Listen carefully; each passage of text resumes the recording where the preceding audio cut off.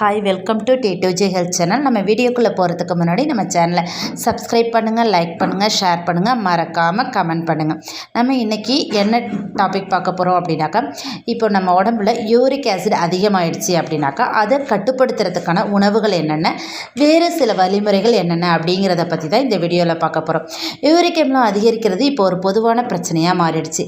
நமது வாழ்க்கை முறை மற்றும் உணவு பழக்கம் இதெல்லாமே இதுக்கு ஒரு விதத்தில் காரணமாயிடுது. இதை தவிர்க்கிறதுக்கு உங்களோட பழக்க வழக்கங்களை மாற்றிக்கணும். யூரிக் அமிலம் மூட்டு வலி பிரச்சனையை அதிகப்படுத்துது. இந்த பிரச்சனையிலேருந்து நீங்கள் நிவாரணம் பெற விரும்பினா இந்த வாழ்க்கை முறையை நம்ம பின்பற்றணும். நமது உடல் மற்றும் மனக்கோளாறுகளுக்கு முக்கிய காரணம் நம்மளோட தவறான வாழ்க்கை முறையை வாழ்ந்து வர்றது தான். எது சரி எது தப்பு அப்படின்னு தெரியாமலேயே நமது ஆரோக்கியத்தை தொடர்ந்து மோசமடைய செய்து பல நோய்களை நம்ம ஃபேஸ் பண்ணுறோம். ஸோ நமது தவறான வாழ்க்கை முறையால் ஏற்படக்கூடிய ஒரு பெரிய பிரச்சனை தான் யூரிக் அமிலம் அதிகரிக்கிறது. இந்த பிரச்சனை அதிகரிச்சது அப்படின்னா மூட்டுக்கள் மற்றும் விரல்களில் படிகங்கள் உருவாக தொடங்கும். இதனால் மூட்டுகளில் வலி மற்றும் வீக்கம் இதெல்லாம் ஏற்படுது. இதை தவிர்க்கிறதுக்கு நீங்கள் தினசரி சில நடவடிக்கைகள் மற்றும் உணவு பழக்க வழக்கங்களை மாற்றிக்கணும். அதோட விளைவு சில நாட்களில் ஆக்கப்பூர்வமாக உங்கள் ஆரோக்கியத்திலேயே தெரிய ஆரம்பிக்கும். இப்போது யூரிக் அமிலம் அப்படின்னா என்னன்றதை பற்றி பார்க்கும். பாதங்களில் அதிக பிரச்சனை ஏற்படும் சில நோய்களில் யூரிக் அமிலத்தோட அதிகரிப்பும் மிக முக்கியமானதாகும். யூரிக் அமிலத்தின் அதிகரிப்பு நடப்பதில் சிரமம் மற்றும் கால்களில் வீக்கத்தை ஏற்படுத்தும். யூரிக் அமிலம் அப்படிங்கிறது இரத்தத்தில் காணப்படக்கூடிய ஒரு ரசாயனமாகும். இது அனைவரின் உடலிலும் உற்பத்தி செய்யப்படுது. சிறுநீரகங்களால் உடலில் இருந்து வடிகட்டி வெளியேற்றப்படுது. உடலில் பியூரினின் அளவு அதிகமாகி சிறுநீரகத்தால் வடிகட்ட முடியாமல் போகும்போது இந்த அமிலம் மூட்டுகளில் குவிந்து கடுமையான வலியை உண்டாக்குது.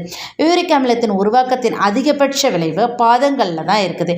கால்களில் விரைப்பு, மூட்டு வலி மற்றும் வீக்கம் ஆகியவை எல்லாமே யூரிக் அமிலம் அதிகரிக்கிறதுனால ஏற்படக்கூடிய பொதுவான பிரச்சனைகளாக இருக்குது.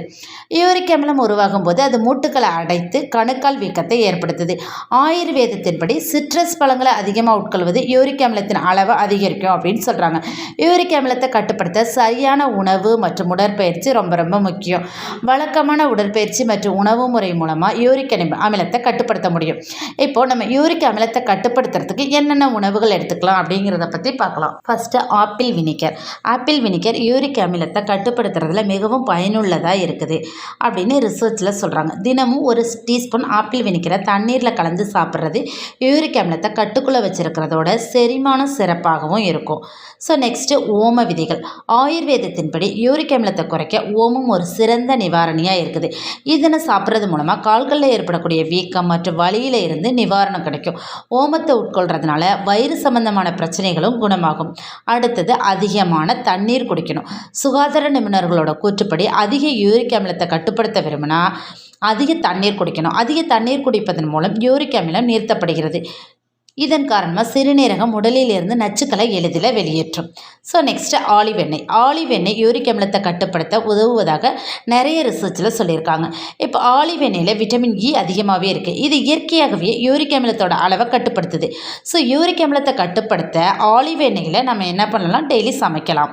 ஸோ 7-8 மணி நேரம் நம்ம நல்லா தூங்கணும். மோசமான உணவு பழக்கம் மற்றும் மோசமான வாழ்க்கை முறை காரணமாக தான் இந்த யூரிக் ஆசிட் அப்படிங்கிற நோய் உருவாகுது. ஸோ இதுக்கு முக்கிய காரணம் தூக்கமின்மையும். ஸோ இந்த தூக்கமின்மை இந்த நோயை இன்னும் அதிகமாக்கும். தூக்கமின்மை உடலில் உள்ள அழுத்த ஹார்மோன்களின் வெளியீட்டிற்கு வழிவகுக்குது. இது யூரிக் அமிலத்தின் அளவு அதிகரிக்கவும் ஒரு காரணமாக இருக்குது.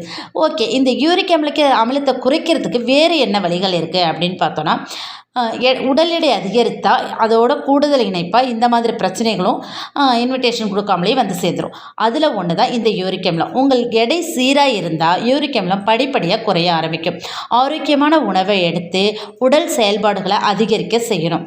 நெக்ஸ்ட்டு மதுவை தவிர்க்கணும். அதிக அளவில் மது அருந்துபவர்களுக்கு யூரிக் அமில பிரச்சனைகள் அதிகமாகவே இருக்கும். மது அருந்துவது சமூக கேடு மட்டுமல்ல, உடல் நலத்துக்கும் கேடு. அதனால தான் மதுவின் மோகத்தை விட்டு ஒழிப்பது உடலையும் மனதையும் மட்டுமல்ல பணத்தையும் பாதுகாக்கும். குறைந்த பியூரின் உணவுகளை சாப்பிடணும். பியூரின் அதிகமுள்ள உணவுகளை நீக்கிட்டு உங்களோட தினசரி உணவில் குறைந்த பியூரின் உணவுகளை சேர்த்துக்கணும். இது யூரிக் அமிலத்தை குறைக்க உதவும். குறைந்த கொழுப்புள்ள பால் பொருட்கள், பழங்கள், காய்கறிகள், முழு தானியங்கள் இது எல்லாத்தையுமே சாப்பிடலாம். இனிப்பான குளிர்பானங்களை தவிர்த்திடணும். இப்போ குளிர்பானங்கள் ஆரோக்கியத்திற்கு கெடுதலை ஏற்படுத்துறது.